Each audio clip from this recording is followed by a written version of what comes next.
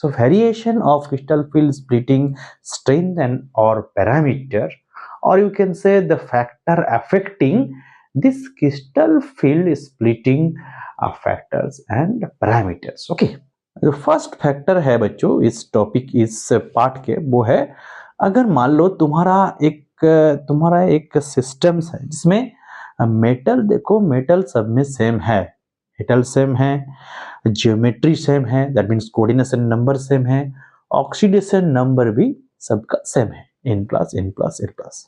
तो what is the variation, what is the factors changes?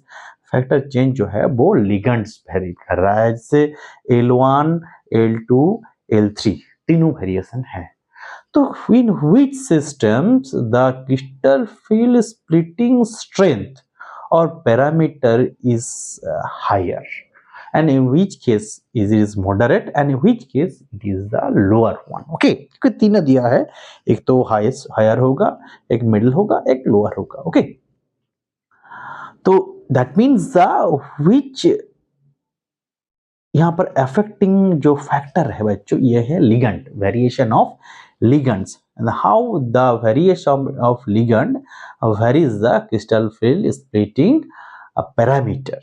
ये मैंने एक एक्सरसाइज लिए इंक्रीजिंग क्रिस्टल फील्ड स्ट्रेंथ, और ये जो variation of this ligand strength है, तुम लोग जानते हो बच्चों इस वेरिएशन को बोलते हैं इस सीरीज को बोलते हैं स्पेक्ट्रोकेमिकल सीरीज।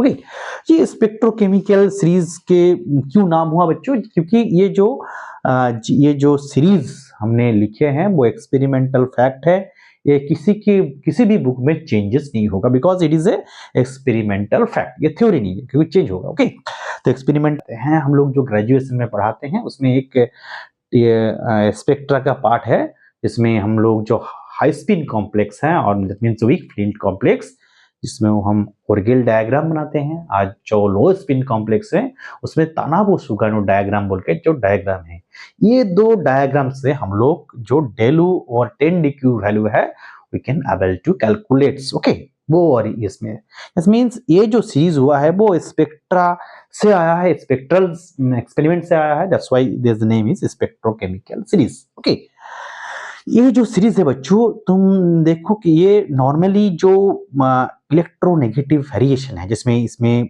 कुछ तुम लोग सोचोगे सर ये इलेक्ट्रोनेगेटिव इसका का हाई है, ये मीडियम है, और इसका कार्बन कंटेनिंग जो है वो लो है, इसलिए इट इज लो है, इसलिए ये इंक्रीजिंग ऑर्डर ऑफ स्ट्रेंथ हो गया। लेकिन ये very preliminary and crude concept है। एक्चुअल जो कॉन्सेप्ट है वेरिएशन का वो है molecular orbital diagram concept. Okay, जो फर्स्ट पार्ट है बच्चों यहाँ पर हाइड्रोक्साइड से पहले तक ये जो पार्ट है दैट इज जो सिग्मा प्लस पाई डोनर है, सिग्मा प्लस पाई डोनर की तरह बिहेव करेगा। उसका जो स्ट्रेंथ है, क्रिस्टल फील्ड स्प्लिटिंग स्ट्रेंथ है, वो वैल्यू ये डेल ओ, क्योंकि ऑक्टाहेड्रल है, वो लो होगा। ओके, वो लो होगा। और जो सिर्फ सिग्मा डोनर्स हैं उसका ओनली सिग्मा डोनर होगा, उसका स्ट्रेंथ जो है वो मीडियम होगा।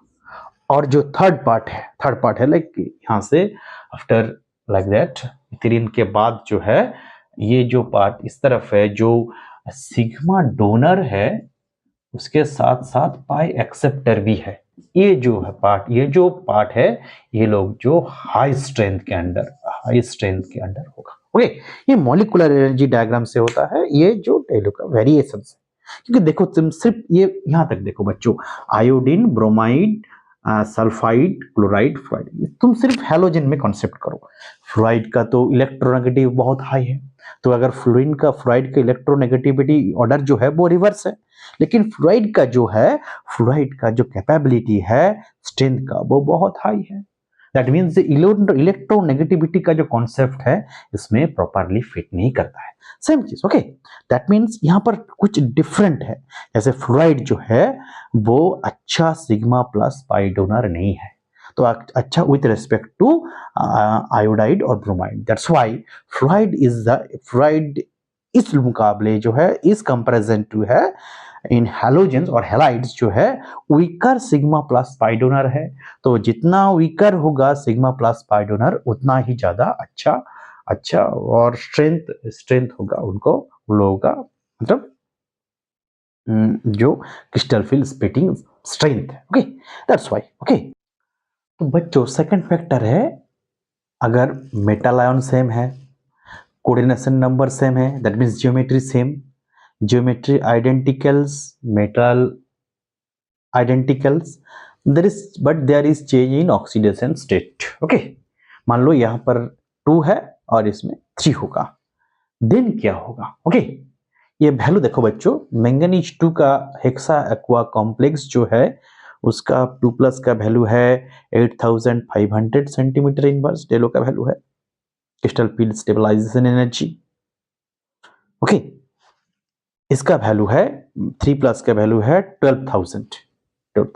ओके, इसका वैल्यू है जो क्रोमियम 2 प्लस का वैल्यू है 13,900, क्रोमियम 3 के वैल्यू है 3 प्लस का वैल्यू है 17,400। ओके, कोबाल्ट का हेक्साक्वायर 2 प्लस का वैल्यू है 9,300, और कोबाल्ट 3 प्लस हेक्साक्वा कॉम्प्लेक्स के है 20,700 सेंटीमीटर इनवर्स। ओके, तो ये देखो वेरिएशन जब से 2 प्लस 3 हुआ है, whatever may be the metal ions, इसमें और मेटल मैंगनीज 2 और manganese 3, chromium 2 to chromium 3, cobalt 2 to cobalt 3, there is the crystal field splitting energy increases। अगर crystal field splitting energy increase करेगा तो उसके रिलेटेड डेलो भी इंक्रीज करता है, और डेलो इंक्रीज करेगा तो सीएफएसी भी इंक्रीज करेगा। Okay, because all are interrelated. ठीक, ये बच्चों ये देखो, जो कोबाल्ट हेक्सा एक्वा कॉम्प्लेक्स के बारे में जो 3 प्लस है, कोबाल्ट हेक्सा एक्वा 3 प्लस जो है इसका डेल ओ वैल्यू जो है इज वेरी वेरी हाई। अगर डेलो वैल्यू हाई है तो what is the CFSE of cobalt 3? You people know that -2.4 del O, minus mean stabilise. Okay, 6 ड्यू करके 6 डेलो। ओके, तो मतलब इसका 2.4 वैल्यू होगा ये डेलो से। That means cobalt hexa aqua complex जो है उसका जो सीएफएसी है इज वेरी वेरी हाई।